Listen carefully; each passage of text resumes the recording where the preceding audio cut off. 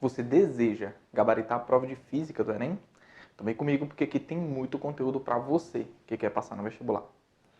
Eduardo, do que a questão trata? A questão trata de um barco que vai atravessar perpendicularmente às margens de um rio, vai sair de uma margem à outra, só que ele bola algo na questão bastante interessante. Ele cita a velocidade de propulsão do barco como constante, então eu chamei aqui de VP. Mas ele indica que a velocidade das águas desse rio, elas se modificam com a distância à margem. Então eu coloquei esses vetores aqui. Eu quero que você imagine essa velocidade ainda baixa. Quando eu me distancio da margem, a velocidade das águas aumenta. Me distancio mais ainda, a velocidade das águas aumenta mais ainda. Então você precisa perceber no texto que ele informa que essa velocidade das águas do rio modifica-se com a distância à margem. E ele informa que para locais mais distantes da margem, essa velocidade vai se tornando cada vez maior. Beleza? Isso vai fazer com que o barco fique sujeito a duas velocidades. A velocidade de propulsão dele, criada pelo seu motor, e a velocidade com que a água impõe ao barco. E você vai ter que tirar essa resultante. Vamos lá. Primeiro passo. Perceber que esse barco ele se desloca através de um afluente e a velocidade do barco, enquanto estava no afluente, ela era constante. Quando esse barco se depara com uma determinada posição, que ele penetra nas águas do rio, você vai ter que considerar duas velocidades. A velocidade do próprio barco, que vai modificar-se, essa velocidade que eu vou chamar aqui de VP, que é a velocidade de propulsão do barco. Vou chamar isso aqui de VP, ó. E a velocidade que as águas do rio impõem ao barco agora a partir desse momento, que eu vou chamar simplesmente de VA. Essa velocidade, perceba que é ela que está variando, mas não nesse momento. Como você tem dois vetores de velocidade, você vai ter que tirar uma resultante. E para isso eu vou usar a regra do paralelogramo.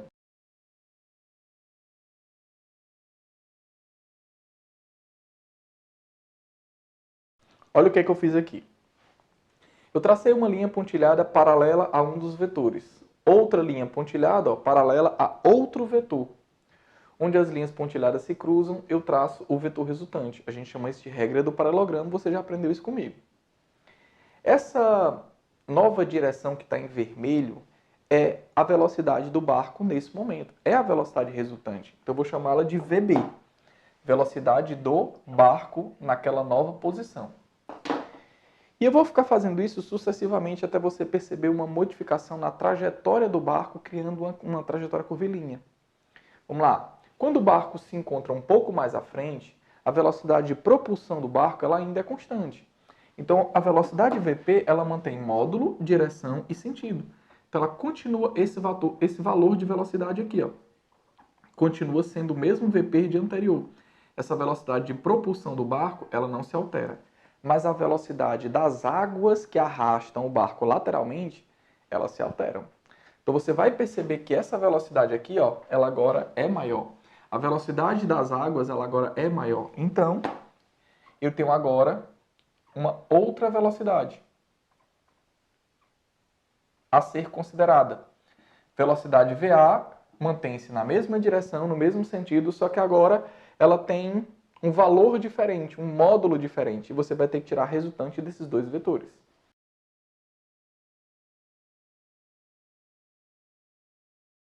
Regra do paralelogramo novamente. Tracei uma linha pontilhada paralela a um vetor, tracei outra linha pontilhada paralela ao outro vetor, onde essas linhas pontilhadas se cruzam, você vai lá e traça o vetor o quê? Resultante, beleza? Feito isso, eu sei agora a nova posição que o barco se encontra. E você vai notando que a trajetória curvilínea ela vai se formando. O barco se encontra agora nessa nova posição. E você nota o quê? Que a velocidade de propulsão do barco ela se mantém constante, mas a velocidade das águas do rio ela aumenta. Então vamos lá.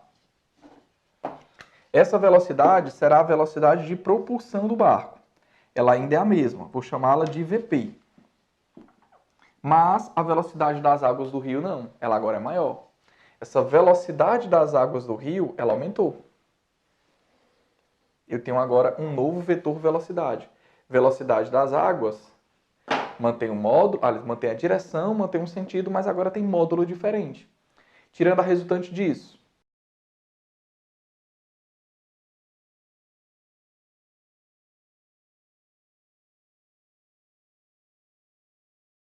O que eu quero que você perceba? Que gradualmente essa direção da velocidade do barco ela vai alterando-se, além de alterar o valor. Essa era a direção que o barco seguia perpendicularmente às margens do rio. Quando as águas passam a arrastá-lo, ele muda de direção. Mas quando as águas passam a arrastá-lo, mas com velocidades cada vez maiores, essa mudança de direção da velocidade do barco, ó, ela vai acontecendo gradualmente. Então você nota que a trajetória curvilínea ela vai se formando. Então a trajetória curvilínea que se forma não é porque você tem que tirar a resultante de duas velocidades. É porque uma dessas velocidades se torna cada vez maior. Ela é variada. Como essa velocidade ela é variada, isso muda a trajetória e a direção do vetor resultante, criando gradualmente uma trajetória curvilínea. Beleza? Só mais uma vez para você perceber. A velocidade de propulsão desse barco ela é constante. Está aqui a velocidade Vp, que eu vou chamar.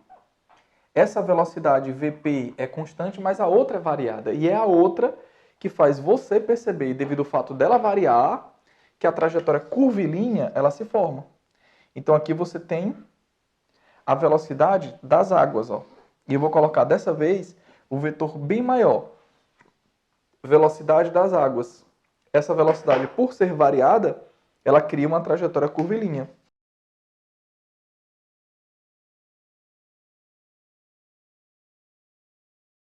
Aí vamos lá.